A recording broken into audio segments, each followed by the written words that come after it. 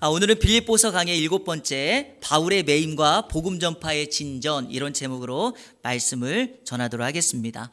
빌립보 교회 성도들을 위한 위로와 격려의 서신인 빌립보서의 첫 본론의 말씀을 지난주까지 다루었습니다. 그 말씀이 3절부터 11절까지 기록되어 있었는데요, 감옥에 갇힌 목회자 바울이 빌립보 교회 성도들을 위해서 세 가지 목자의 마음을 전달하고, 목자가 그들을 얼마나 사랑하는지 사랑의 모습을 전달하고, 그들을 위해서 목자가 어떻게 기도하는지 목자의 기도, 이 내용을 전하였습니다. 제가 개인적으로 지난 한 주간 월요일부터 계속 교회 아침에 출근하여 기도할 때 이 말씀, 특별히 우리 예안의 성도님들 지식과 모든 총명으로 하나님을 향한, 이웃을 향한 사랑이 점점 더 풍성하게 되기를 제가 매일같이 기도하였습니다. 그런 의미에서 여러분 한 주간 하나님을 향한 사랑과 이웃 사랑으로 주변에 있는 사람들에게 선한 영향력을 끼치며 사셨습니까? 예, 그렇게 사셨으리라고 믿습니다. 오늘은 그 이후에 바울의 매임, 그리고 그 매임으로 인한 복음 전파의 진전이 어떻게 나타나고 있는지를 함께 살피도록 하겠습니다. 여러분, 사자성어 가운데 전화위복이라는 말이 있습니다. 무슨 의미인지 다 아시죠? 재앙이 바뀌어 오히려 복이 된다는 뜻. 재앙이 바뀌어 오히려 복이 된다.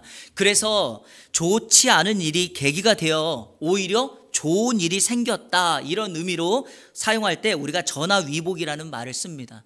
오늘 본문에 우리가 읽었던 내용에 전화위복의 모습이 나타나고 있습니다. 자, 12절을 한번 보실까요? 12절. 형제들아, 내가 당한 일이 도리어 복음 전파의 진전이 된 줄을 너희가 알기를 원하노라.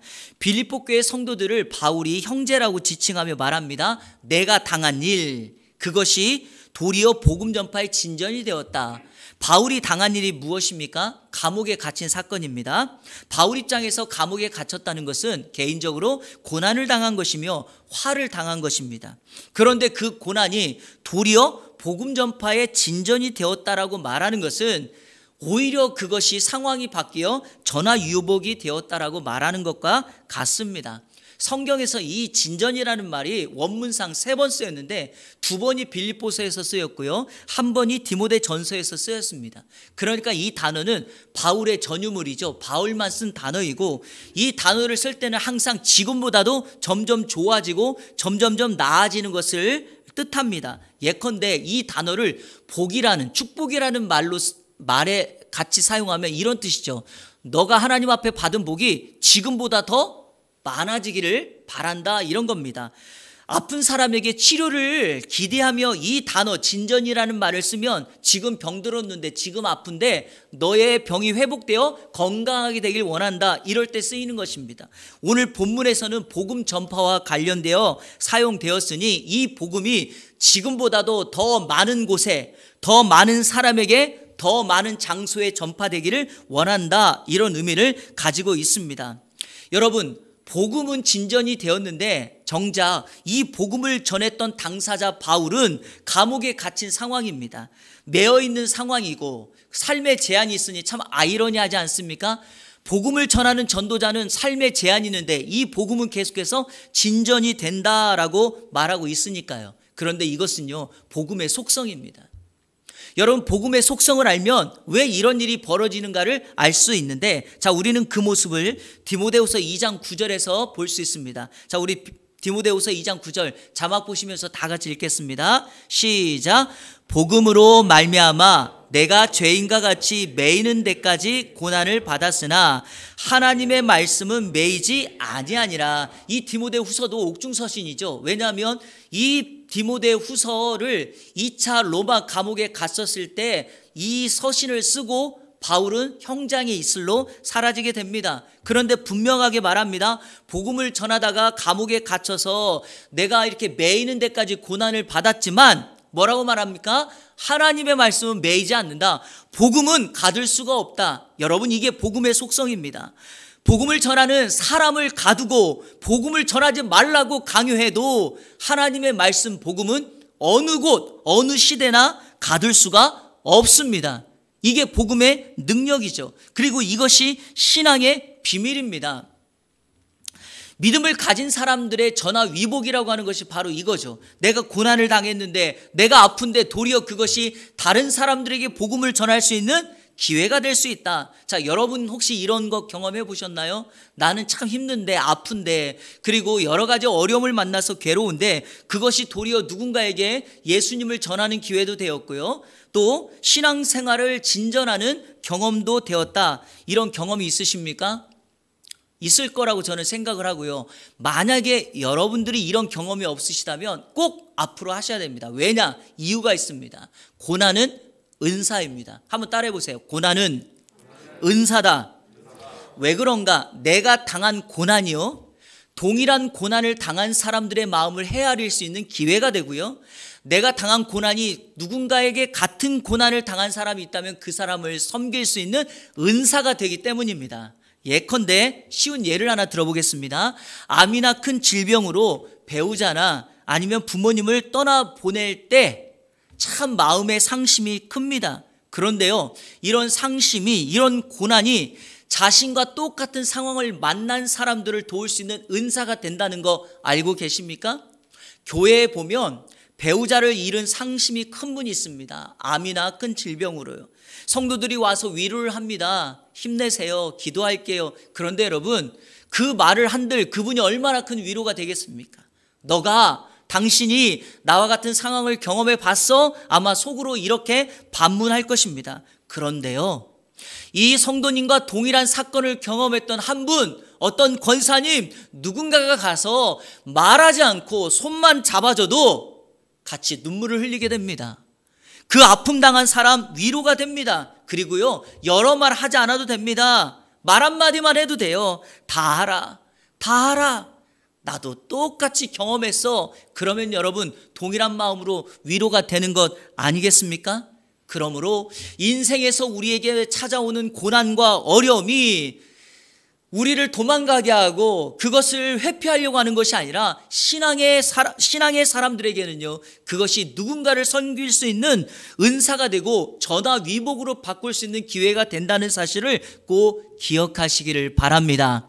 자, 그러면 오늘 이 바울의 매임, 이 고난이 어떻게 복음 전파의 진전이 되었는가, 그 진전이 된 모습 어떻게 나타나고 있는지 세 가지로 정리하면서 함께 은혜를 나누도록 하겠습니다. 첫째로, 형제 중 다수가 복음 전파에 참여하게 되었습니다. 형제 중 다수가 복음 전파에 참여했다. 자, 우리 13절과 14절을 같이 읽겠습니다. 오늘 본문 말씀 시작.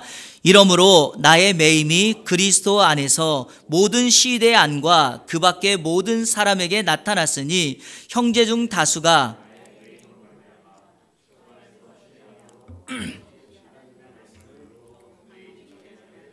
아멘.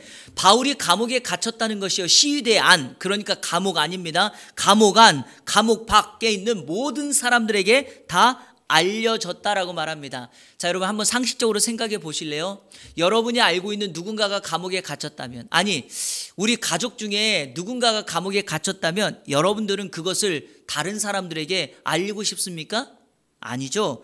대부분요, 그 일을 소문내고 싶지 않습니다. 심지어 소문이 날까봐 거짓말까지 하죠. 해외 출장 갔어, 지방으로 발령받았어, 이렇게까지 말할 것입니다. 그런데요, 바울의 경우는 달라요. 바울은 모두에게 자신이 감옥에 갇힌 것을 알게 했고, 오히려 성경을 읽어보면 자신이 감옥에 갇혔다는 것을 누구라도 알라고 소문내는 듯하게 보입니다. 바울이 이렇게 한 데는 이유가 있습니다. 그 이유가 감옥에 갇힌 이유가 분명하기 때문입니다. 바울이 왜 감옥에 갇혔습니까? 13절을 이렇게 말하죠. 나의 매임이 그리스도 안에서 이루어진 일이다. 그리스도 안에서 이루어졌다. 이 그리스도 안에서 이루어졌다는 말을 두 가지로 해석할 수 있죠. 하나는 예수님을 믿었다는 이유로 감옥에 갇혔다. 두 번째는 예수님을 전했다는 이유로 감옥에 갇혔다. 자, 그러면 여러분 정체성이 분명하네요. 예수님을 믿었다는 이유로 고난을 당했다면 내가 그리스도인, 성도라는 것 때문에 고난을 당했고 감옥에 갇힌 거고, 내가 예수님을 전했다는 이유로 감옥에 갇혔다면 내가 전도자고, 내가 사도고, 내가 증인이라는 이유로 감옥에 갇혔다는 것입니다. 이 두 가지를요, 한마디로 정리하면 예수님 때문에, 예수님을 위하여 고난당하고 매임을 당하였다. 바울은 자신을 사도로 불러주시고 자신을 과거를 청산하고 새로운 인생을 살게 하셨던 예수 그리스도 그분 때문에 지금 고난을 당하고 있습니다. 사랑하는 성도 여러분, 혹여 예수님 때문에 예수님을 위하여 당하신 고난이 있으십니까? 성도라는 이유로, 교회를 갔다는 이유로, 사명자라는 이유로 고난을 당하신 경우가 있습니까? 또 오늘 바울처럼 그런 고난이, 그리고 여러분의 삶의 모습이 사람들에게 어떤 모습으로 알려지게 되기를 원하십니까? 현재 한국 사회의 타락과 위기는요, 교회의 세속화와 기독교인들의 타락이 있습니다. 한국 사회가 왜 타락했냐고요? 교회가 타락했고 성도들이 잘못 살았기 때문이죠. 책임지지 않고 희생하려는 성도들, 그리스도인들이 점점점 줄어들고 있기 때문입니다. 말은 참 잘하죠. 하지만 말대로 행동하는 사람들이 적습니다. 대접받고 높은 곳에 오르려고 하고 큰 소리 내는 사람들은 많지만 섬기려고 하는 모습들은 점점점 줄어들고 있습니다. 그래서 위기가 온 거죠. 자, 그러면 오늘 본문의 바울은 어떠합니까? 바울이 복음을 전하다가 감옥에 갇혔습니다. 웬만한 사람이라면 하나님을 원망하고 자신을 파송한 교회를 원망할 것이죠. 하지만 바울은 하나님도 사람도 자신의 환경도 원망하거나 불평하지 않았습니다. 그 이유는 딱 하나입니다. 자신은 예수님 때문에 갇혔고 그 예수님 때문에 갇힌 사건이 오늘 분명하게 형제 중 다수에게 영향을 줬기 때문입니다. 복음을 몰랐던, 복음을 전하지 않았던 형제들 다수가 바울이 감옥에 갇혔다는 이유로, 예수님을 위하여 감옥에 갇혔다는 이유로 형제 중 다수가 복음 전진에 동참하고 있습니다. 바울이 감옥에 갇힌 일은 자신에게도 교회에게도 매우 슬픈 일이고 절망스러운 일이지만 하나님은 그것을 바꾸어서 성도들로 하여금 확신을 갖게 하고 믿음을 굳건히 세우는 기회가 되었고, 나아가 궁극적으로 예수 그리스도 복음 전파의 진전을 이루는 일이 되었다는 사실입니다. 이런 의미에서 하나님께서 저와 여러분에게 주시는 인생의 고난과 시련은 다 계획하심이 있고 은혜가 예비되어 있는 줄로 믿습니다. 중요한 것은 내가 그 문제를 만났을 때 어떤 태도와 자세를 갖느냐, 그리고 내가 여전히 그 사명을 성취하려고 하는 사명을 붙들고 있느냐. 만약입니다. 바울이 감옥에 갇혔다는 이유로 원망, 불평, 좌절하였다면 그것이 주변이나 다른 사람들에게 영향력을 줄 수 있었겠습니까? 사람들이 생각하기에 바울이 전했던 복음이 진짜라고, 그 복음이 생명이라고 사람들이 생각할 수 있었겠습니까? 그러나 환경, 상황 탓하지 아니하고 감옥에서도, 제한된 환경에서도 매여 있지만, 힘들지만, 병들었지만, 문제를 만났지만, 아프지만 복음이 진짜라고, 예수님이 궁극적으로 나를 살릴 거라고 고백하는 성도들에게 하나님은 동일한 은혜를 허락해 주시고, 그 사람으로 말미암아 주변에 있는 사람들이, 형제 중 다수가 예수 그리스도를 알게 될 줄로 믿습니다. 사랑하는 성도 여러분, 이번 한 주간 어떤 상황에서도 복음이 생명이며 복음이 진짜임을 삶으로 증거하여 그 사람들도 예수님만이 길이고 생명이고 소망임을 굳건하게 알게 하는 예 안의 모든 성도님들 되시기를 주님의 이름으로 축원합니다. 바울의 매임과 복음 전파의 진전은 어떻게 나타나고 있는가? 둘째로 다툼과 사랑의 동기로 복음을 전하게 됩니다. 한번 따라해 볼까요? 다툼과 사랑으로 복음을 전하게 된다. 바울의 매임으로 형제 중 다수가 복음 사역에 동참합니다. 그런데요, 이들 중에 복음을 전하는 동기가 두 가지로 나뉩니다. 하나는 다툼으로 하는 사람이 있고, 다른 한 부류는 사랑으로 하는 사람들이 있습니다. 자, 15절 제가 읽어볼게요. 어떤 이들은 투기와 분쟁으로, 어떤 이들은 착한 뜻으로 그리스도를 전파하나니.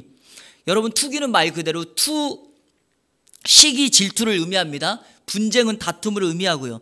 자, 이런 질문 생기죠. 그리스도를 전파하는데 다툼으로, 투기와 분쟁으로 예수님을 전파할 수 있을까라는 생각이 들지 않습니까? 자, 좀 더 자세하게 이 내용을 17절에서 이렇게 확대 해석합니다. 자, 우리 17절은 같이 읽겠습니다. 시작. 그들은 나의 매임에 괴로움을 더하게 할 줄로 생각하여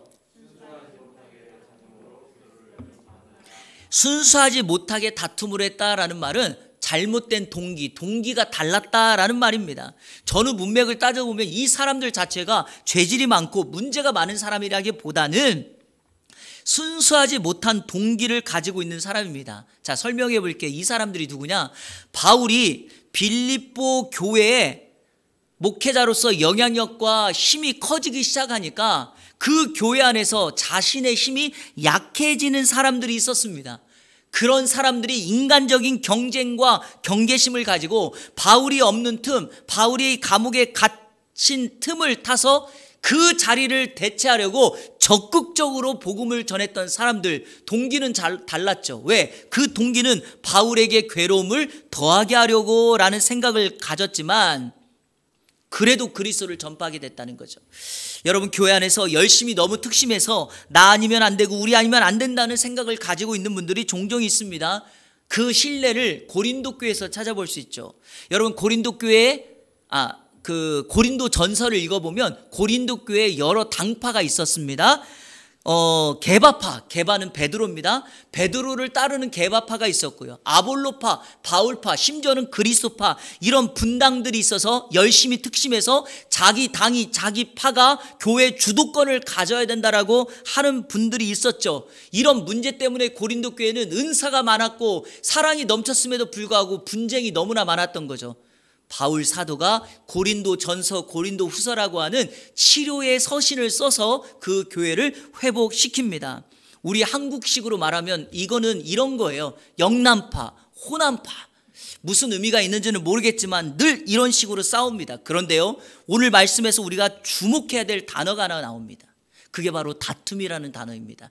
자막도 보시고요. 여러분 설교 노트에도 보세요. 이 다툼이라는 말이 헬라어로 에리데이아예요. 에리데이아. 이 단어는요, 여러분들 이 뜻만 알면 이 내용을 쉽게 이해할 수 있어요. 이 단어가 날품팔이로 음모, 당쟁을 꾸민다, 이런 의미를 가지고 있습니다. 그런데 이 단어가 바울 당시에 어떤 의미로 쓰였는가?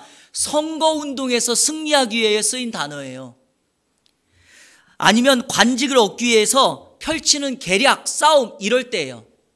여러분, 우리 지금 현재 우리나라 상황과 똑같지 않습니까? 동기는 잘못되었지만 선거운동에서 이기려면, 내가 높은 관직을 차지하려면 에리데이아, 잘못된 동기를 가지고 있지만 그곳에 다툼을 일으키는 거죠. 제가 보니까요, 성경이 오늘날에도 여전히 우리에게 적용되는 것은 성경 당시나 오늘 시대나 문화가 별 차이가 없다는 거죠.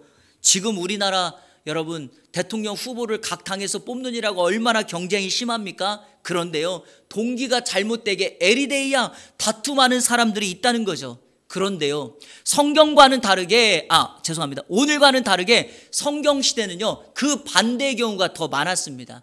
그게 바로 착한 뜻으로 그리스도를 전하는 사람들이 더 많았다는 거죠. 이게 회복입니다. 16절 보십시오. 이들은, 그러니까 착한 뜻으로 하는 사람들입니다. 내가 복음을 변증하기 위하여 세우심을 받은 줄 알고 사랑으로 하나. 착한 뜻으로 그리스도를 전파하는 사람들의 동기는 사랑입니다. 사랑. 하나님께서 자격 없는 죄인 우리들을 값없이 사랑해 주신 것처럼 바울도 성도들도 사랑으로 복음을 전하고 있습니다. 16절에 성도들이 목회자가 없는 상황에서도 그리스도를 전파하는 이유를 다음과 같이 소개합니다. 바울이 복음을 변증하기 위하여 세우심을 받은 자라는 것을 알고 있었다는 거죠.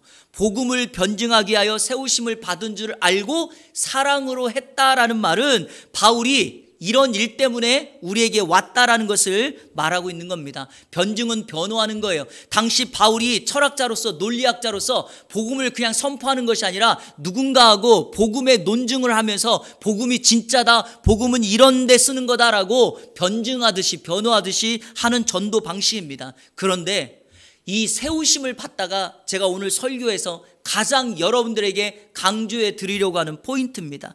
이 세우심을 받다라는 뜻이 어디에 위치하고 있다, 놓여 있다, 이런 뜻입니다. 그러니까 제 위치에, 자기 위치에 놓여 있을 때 그 일을 감당할 수 있다는 겁니다. 예를 들어 볼게요. 여러분, 시체는 어디에 놓여 있어야 됩니까? 시체. 무덤에 놓여 있어야지, 무덤의 위치에 있어야지 그것이 가장 아름다운 모습이죠. 그런데 시신이 길거리에 이렇게 널브러져 있어요. 그럼 무슨 의미입니까? 전쟁이 났거나 대지진이나 재앙이 일어나서 큰 문제가 발생했다는 것 아니겠습니까? 제 위치에 있지 못하는 거죠. 자, 여러분, 한 가정의 가장이라는 위치는 어디에 있어야 됩니까? 가정에 있어야지 안정감을 갖는 거죠. 가정이 아닌 다른 곳에 막 있으면 되겠습니까? 목회자가 세우심을 받았다는 것은 목회자의 위치가 어디입니까? 예배와 말씀을 인도하고 성도들을 신방하고 기도하고 양육하고 전도와 섬김으로 이웃과 지역을 섬길 때 아름다운 모습 아니겠습니까? 그런 것처럼 여러분, 바울이 감옥 안에서도 복음을 전했다는 것은 자신이 있어야 될 위치가 어디냐, 자기가 세우심을 받은 정체성이 무엇인가를 명확하게 알고 있는 사람입니다. 그러니까 자신이 감옥 안에 있던 감옥 밖에 있던 뭐 했다고요? 그곳이 내가 있어야 될 자리인 줄 알고, 사도라는 세우심을 받은 자리인 줄 알고 감옥 안에 있던 감옥 밖에 있던 복음을 전했다라고 하는 것입니다. 사랑하는 성도 여러분, 동기가 달라도 우리가 하나님 앞에 세우심을 받았다면 내가 있어야 될 위치에 놓여 있을 때 우리는 성도의 바른 삶을 살아가게 될 줄로 믿습니다. 이걸 이제 여러분에게 적용하셔야 합니다. 여러분이 하나님의 자녀라는 성도라는 정체성을 가지고 있다면, 그리고 예수 그리스도의 증인된 사명이 여러분에게도 동일하게 있다면 지금 여러분들이 있는 그 처소가 있어야 될 자리입니다. 왜요? 거기에서 우리는 바울처럼 예수 그리스도를 전하니까요. 가정이 됐든 직장이든 친구를 만났든 카페가 됐든 식당이 됐든 사랑이라는 동기를 가지고 그 사람을 섬기고 그 사람에게 그곳에서 복음을 증거한다면 반드시 그리스도가 전파될 줄로 믿습니다. 마지막 세 번째, 바울의 매임과 복음 전파의 진전이 어떻게 나타나고 있는가? 복음이 진전됨으로 인하여 기뻐하는 것으로 나타납니다. 한번 따라해 볼까요? 기뻐하게 된다. 자, 우리 18절 마지막 절인데요, 다 같이 읽겠습니다. 시작. 그러면 무엇이냐? 거칠애로 하나 참으로 하나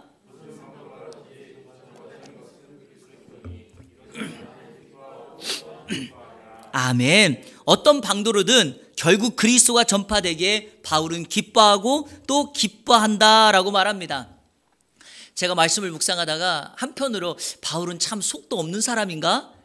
자신은 지금 감옥에 있는데 이것 때문에 왜 기뻐하고 있을까? 여러분, 사명을 붙드는 사람들은요, 자신의 감정을 드러내지 않습니다. 아무리 내가 속상해도 그것이 사명을 성취하는 것이라면 자신에 대한 거짓 소문, 자신을 괴롭게 하려고 열심을 내는 사람들, 그 사람들 때문에 자신의 삶을 한탄하지 않습니다. 왜냐하면 감정을 표현하는 것보다 복음을 전파하여 그리스도를 증거하는 것이 바울에게 있어서는 더 중요한 일이기 때문이죠.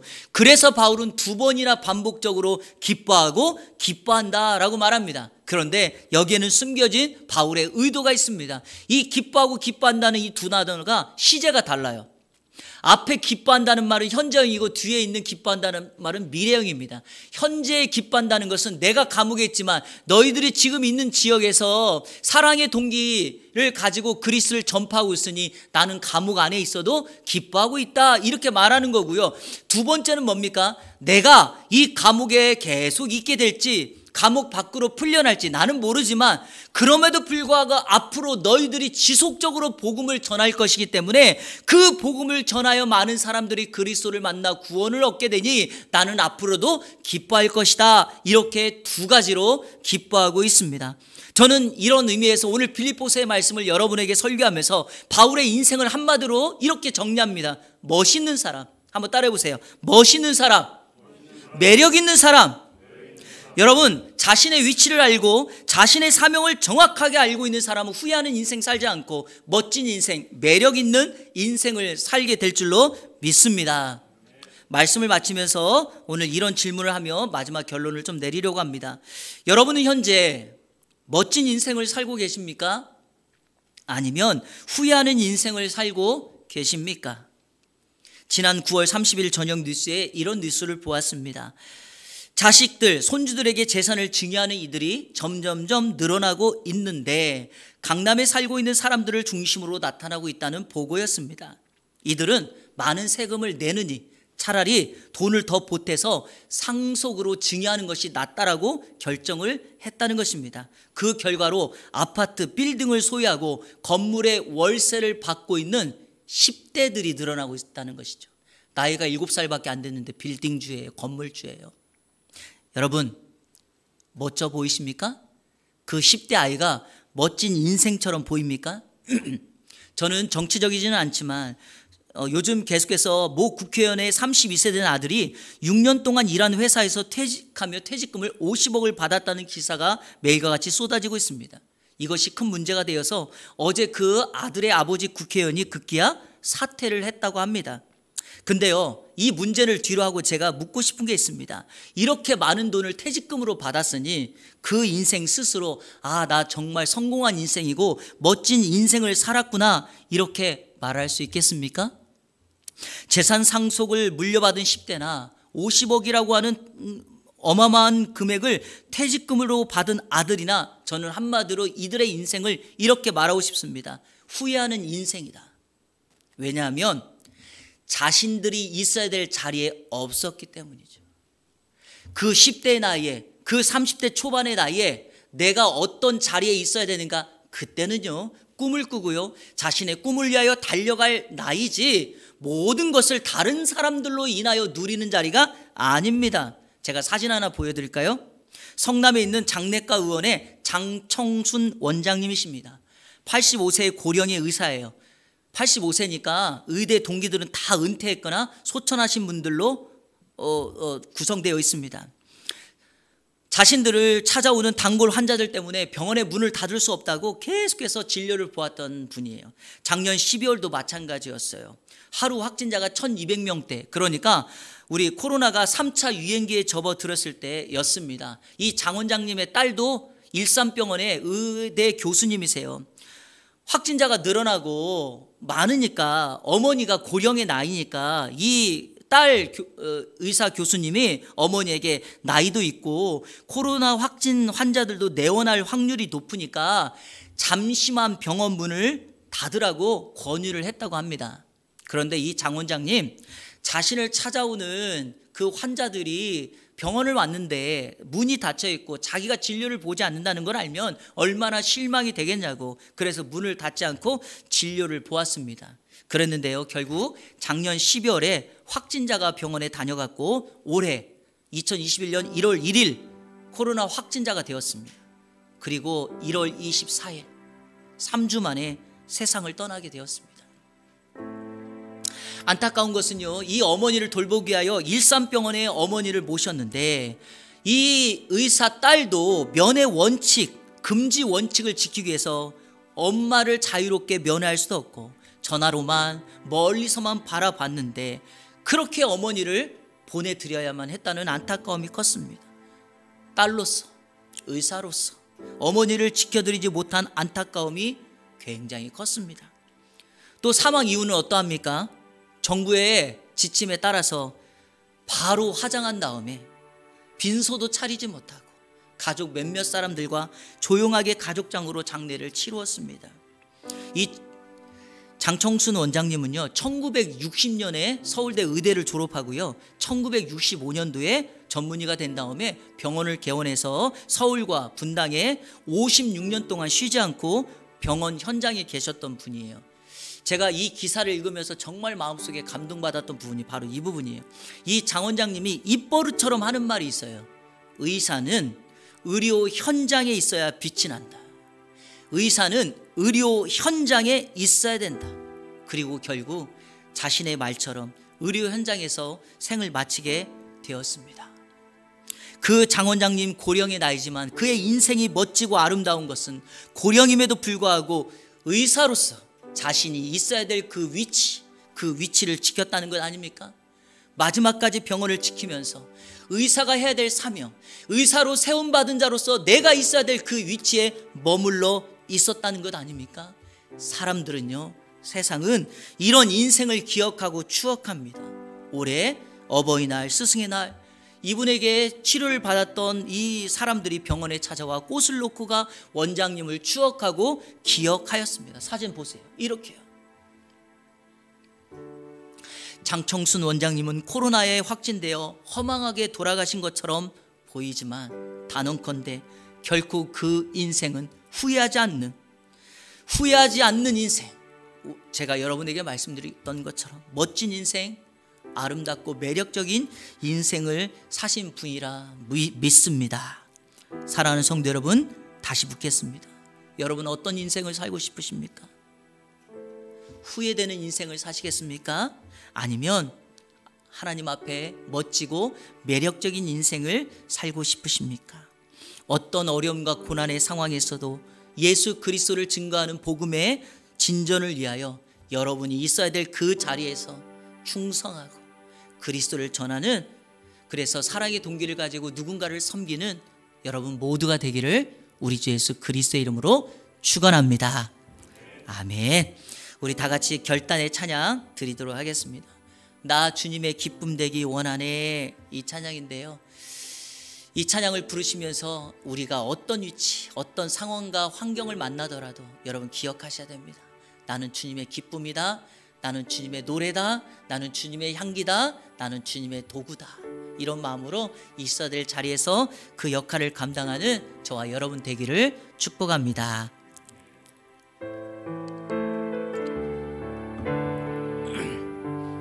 나 주님의 기쁨 되기, 나 주님의 기쁨 되기 원하네.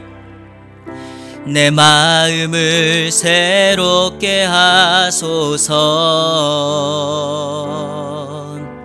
새 부대가 되게 하여 주사. 주님의 빛 비추게 하소서. 내가 원하는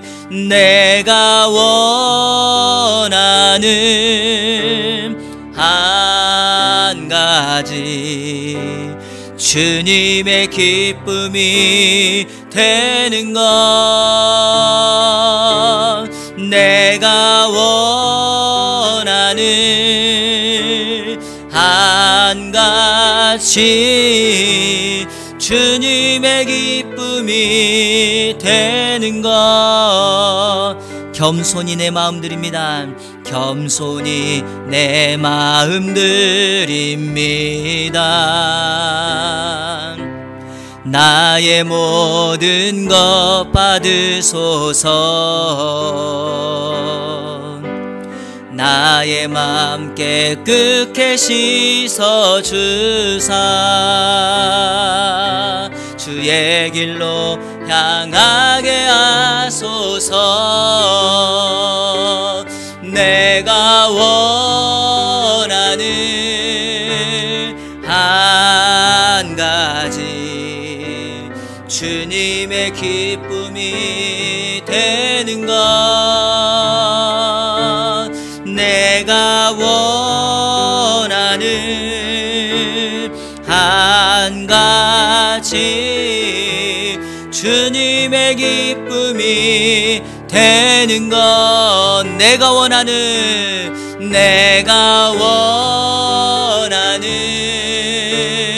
한 가지, 주님의 기쁨이 되는 것.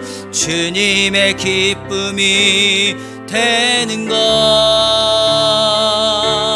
내가 원하는 한 가지, 주님의 기쁨이 되는 것. 아멘. 인생에는 다 소원이 있습니다. 그러나 그리스도인들에게 갖는 소원은 좀 달라야 합니다. 왜냐하면 나를 성도로 자녀로 부르신 하나님의 목적이 우리의 목적이 되어야 하기 때문이죠. 특별히 오늘 이 시대는 더욱 그러합니다. 그리스도인이라고 하는 사람들의 모습을 통하여 참된 그리스도인인가를 확인할 길이 없습니다. 나는 하나님의 자녀고 하나님의 복을 받았다라고 하면서 큰 집을 자랑하고 좋은 차를 자랑하지만 정작 누군가를 세우고 누군가를 돌보고 섬기는 일에는 등한시하고 있는 사람들이 많습니다. 여러분, 그런 분들이 모여 있다면 그곳을 정말 교회라고 말할 수 있겠습니까? 저는 그렇지 않다고 생각합니다. 그리스도인이 되었다는 건 예수님이 가신 그 길을 따랐다는 거죠. 누가 보더라도 높은 자리에 앉아야 될 그 사람이 낮은 자리에 가서 사람들을 섬겨주고, 누가 보더라도 박수를 받아야 될 그 사람이 다른 사람들을 격려하고 박수를 쳐주는 그 자리에 가 있는 거죠. 예수님이 사셨고 예수님이 가셨고 예수님이 말하고 예수님이 생각한 대로 하는 것이 바로 우리의 소원이 되어야 됩니다.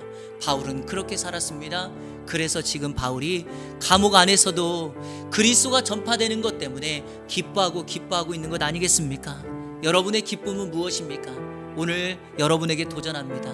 여러분의 한 가지는 다른 것이 아니라 여러분의 말과 행동과 여러분의 시간과 물질과 여러분의 재능과 달란트와 은사와 여러분의 가정과 여러분의 인생이 살아가는 그 뒤안길에 예수 그리스도를 기쁘게 하는 그 흔적들이 남아 있어야 한다는 것입니다. 모두가 갖기에 당연하다라고 말하는 것이 아니라 모든 사람들이 가지 않아도 그리스도인이라면 예수님처럼 그 길을 갈 수 있는 그 길을 가서 사람들이 아니라 예수 그리스도께서 박수 쳐주시는 그 길을 가는 것이 진정한 바울의 길이고 예수님의 길인 줄로 믿습니다. 여러분, 이번 한 주간 한 번만이라도 그렇게 사십시다. 한 번만이라도 그렇게 다른 사람들에게 선한 영향력을 끼칩시다.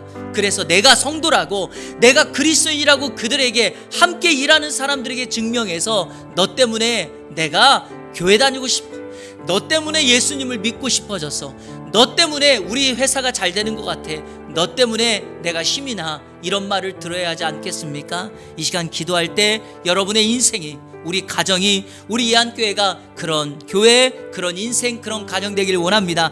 이 시간에 다 같이 결단하며 통성으로 기도합니다. 기도하겠습니다. 살아계신 아버지 하나님 감사합니다. 바울의 매임과 복음 전파의 진전을 보면서 바울의 인생을 추억하며 예수님을 돌아봅니다. 바울의 인생이 멋지고 매력적이었던 것은 결코 환경을 원망하고 불평하는 것이 아니라 그곳에서도 여전히 사명을 붙들고 자신이 있어야 될 위치를 알아 복음을 전파했던 그 모습 때문 아니겠습니까? 우리 또한 후회하지 않는 인생을 살게 하여 주옵소서. 멋진 인생 살게 하여 주옵소서. 매력적인 인생을 살게 하여 주옵소서. 모두가 가는 길에 가는 것이 아니라 예수님이 가셨던 그 길에, 예수님이 살았던 그 길을, 예수님이 생각했던 그 생각을 동일하게 할 수 있는 우리 성도들 될 수 있도록 인도하여 주시옵소서. 성공이라고 하는 올가미에 빠져서, 성공이라고 하는 유혹에 빠져서 다른 사람들을 돌아보지 아니하고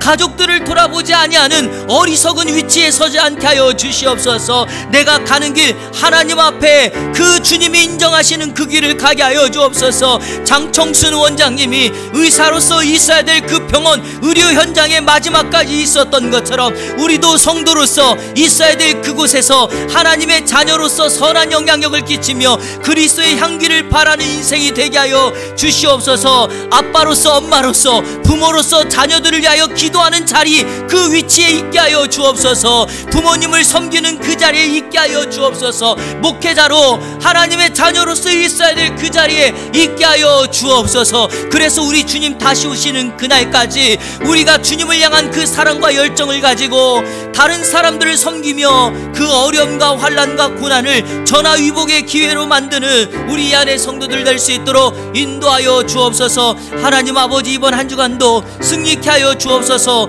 코로나와 환경으로 인하여 좌절하거나 원망하지 않게 하여 주시고 이곳에서 우리가 할 수 있는 감사의 조건을 찾으며 하나님 앞에 감사와 찬송을 올려드리며 주님의 기쁨으로 나아가는 이 안의 모든 성도들 되게 하여 주시옵소서.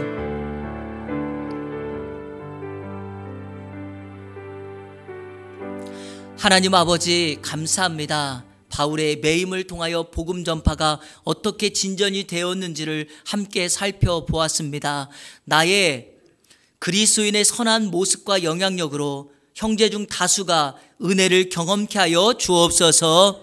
특별히 하나님 아버지, 우리의 동기가 사랑을 가지고 예수님을 전파하고 섬길 수 있게 하여 주시고 마지막 누군가를 섬김으로 내 안에 주님이 주시는 기쁨과 또 기쁨이 넘치는 바울과 같은, 예수님과 같은 삶을 살아 멋지고 후회 없고 매력적인 인생 되게 하여 주옵소서. 특별히 이번 한 주간 동안 우리가 있어야 될 그 자리에 위치하여 예수 그리스도의 향기를 바라는 하나님의 자녀 되게 하여 주옵소서. 예수 그리스도의 이름으로 기도하옵나이다. 아멘.